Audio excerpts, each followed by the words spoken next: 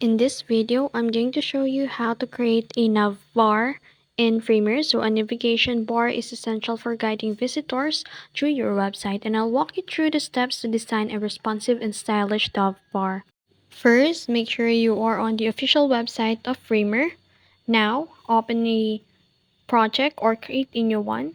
You can choose a blank canvas or use a pre-made template if you want a head start. After that, click on the Framer tool via clicking the F on your keyboard, and then create a horizontal frame at the top of the page. Set its width to 100% so it spans to the entire screen. Now, it's up to you if you want to change its colors. If you want a gradient effect, it's up to you. After that, you can add a logo in here. So in this case, I added a logo as well. You can also add a different kind of logo in here. If you want a image, you can add it.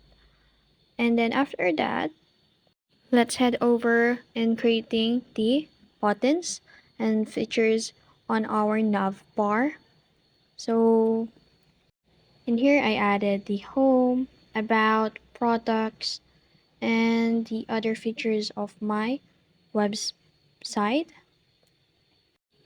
And make sure you set its positions to fix in the properties panels, because this will ensure the navbar stays visible as users scroll down the page.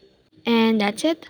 That's how you create a navbar in Framer. If you found this video helpful, don't forget to like, share, and subscribe to the YouTube channel.